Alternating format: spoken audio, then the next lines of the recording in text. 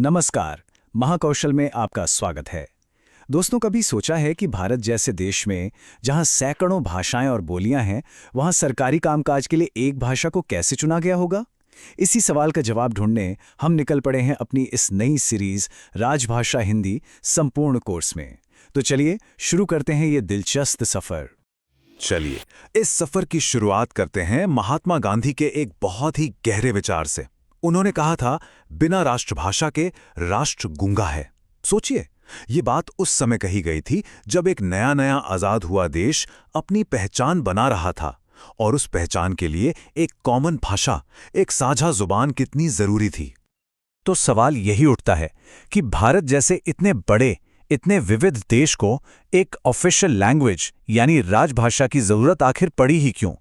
इस सवाल की जड़ें हमारे संविधान में बहुत गहरी हैं, और आज हम इन्हीं जड़ों तक पहुंचने की कोशिश करेंगे।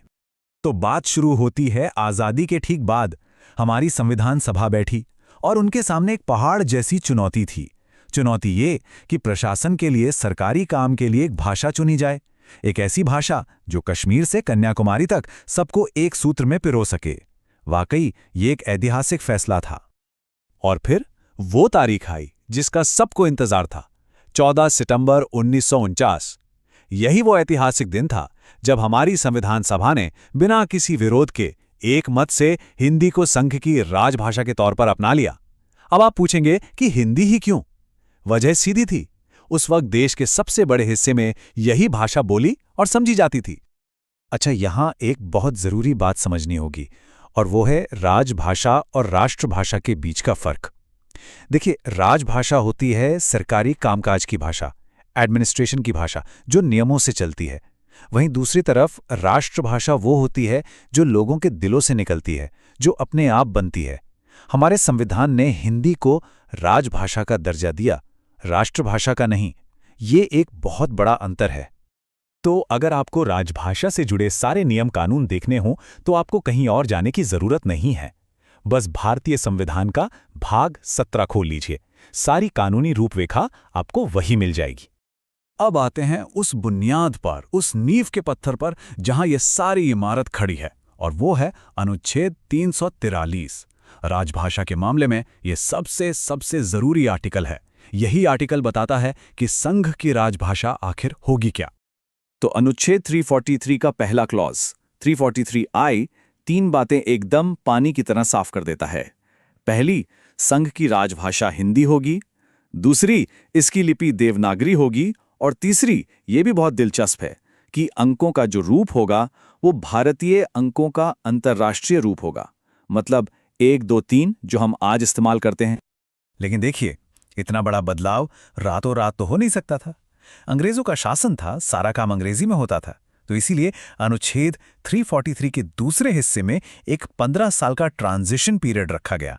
मतलब संविधान लागू होने की तारीख 26 जनवरी 1950 से लेकर अगले 15 साल तक, यानी 1965 तक, सरकारी काम में अंग्रेजी का इस्तेमाल वैसे ही चलता रहेगा जैसे पहले चलता था। और यहीं कहानी में आता है एक बहुत बड़ा मोड़, अनुच्छेद 343 का तीसरा हिस्सा। ये हिस्सा हमारी संसद को एक स्पेशल पावर देता है। पावर ये कि संसद चाहे तो 1965 के बाद भी एक कानून बना के अंग्रेजी का इस्तेमाल जारी रख सकती है। जी हां, यही वो क्लॉज है जिसकी वजह से आज भी अंग्रेजी एक सह राजभाषा के तौर पर हमारे साथ है।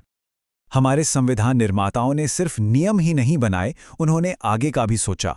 उन्होंने एक ऐसा सिस्टम भी बनाया जो समय समय पर हिंदी के इस्तेमाल को रिव्यू करे और उसके विकास को, उसकी ग्रोथ को बढ़ावा दे। आइए अब उस प्लान को समझते हैं। और इसी सिस्टम के तहत इस्तेमाल हुआ आर्टिकल 344 का। तारीख थी 7 जून 1955। इसी दिन पहला राजभाषा आयोग बनाया गया और इसकी जिम्मेदारी दी गई श्री बाल गंगाधर खेर को। उनका काम सीधा था ये देखना कि सरकारी कामकाज में हिंदी का प्रयोग कहां तक पहुंचा है और इसे कैसे और बढ़ाया जा सकता है। खेर कमीशन ने कुछ बहुत ही दूर की सोच वाली सिफारिशें की। जैसे उन्होंने कहा कि यूपीएससी के एग्जाम में हिंदी को एक ऑप्शनल मीडियम बनाया जाए। क्यों? ताकि देश के हर कोने से टैलेंटेड लोग आगे आ सकें, भाषा की वजह से कोई पीछे ना रहे। एक और बड़ी सिफारिश थी कि सुप्रीम कोर्ट की भाषा भी आगे चलकर हिंदी ही होनी चाहिए।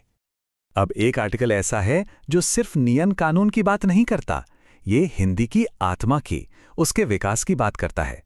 ये है अनुच्छेद 351। ये आर्टिकल केंद्र सरकार को निर्देश देता है कि वो हिंदी को इस तरह से बढ़ावा दे कि वो भारत की सामासिक संस्कृति को जाहिर करने का माध्यम बन सके। तो ये सामासिक संस्कृति या कंपोजिट कल्चर है क्या चीज? देखिए, ये शब्द भारत की उस खूबसूरती को दिखाता है जहां हजारों संस्कृतियां, भाषाएं और परंपराएं एक साथ मिलकर एक गुलदस्ते की तरह रहती हैं। अनुच्छेद 351 का मकसद यही है कि हिंदी इस पूरे गुलदस्ते की खुशबू को अपने अंदर समेटे, ना कि सिर्फ किसी एक फूल की। उसे हर रंग को अपनाना है। तो दोस्तों, ये थे हमारे संविधान के वो जरूरी प्रावधान जो राजभाषा हिंदी से जुड़े हैं। हमने देखा कि संविधान ने एक मजबूत नींव तो रख दी, लेकिन कहानी अभी खत्म नहीं हुई है। सबसे बड़ा सवाल तो अब आता है, 1965 के बाद क्या हुआ? वो 15 साल की डेडलाइन तो खत्म हो गई, तो फिर संसद ने अंग्रेजी को जारी रखने के लिए अपनी उस स्पेशल पावर का इस्तेमाल कैसे किया? यही सवाल हमें कहानी के अगले और शायद सबसे दिलचस्प हिस्से की तरफ ले जाता है। और इन सभी सवालों का जवाब छिपा है एक बहुत ही अहम कानून में, जिसका नाम है राजभाषा अधिनियम 1963। जी हां, हमारी अगली कड़ी में हम इसी कानून की परतें खोलेंगे जिसने भारत की भाषाई तकदीर को हमेशा के लिए बदल दिया। तो अगले हिस्से में हम क्या-क्या जानेंगे? हम देखेंगे कि आखिर ये राजभाषा अधिनियम 1963 है क्या? इसकी वो सबसे जरूरी धारा 3(3) क्या कहती है, और वो कौन से 13 सरकारी दस्तावेज हैं जिन्हें हिंदी और अंग्रेजी दोनों में जारी करना कानूनन जरूरी है। ये सब कुछ अगले विश्लेषण में। तो इस सीरीज से जुड़े रहने के लिए महाकौशल चैनल को सब्सक्राइब करना मत भूलिएगा। अगर ये जानकारी पसंद आई हो तो इसे लाइक जरूर करें और कमेंट्स में हमें बताएं कि आप और क्या जानना चाहते हैं। मिलते हैं बहुत जल्द अगले भाग में। धन्यवाद।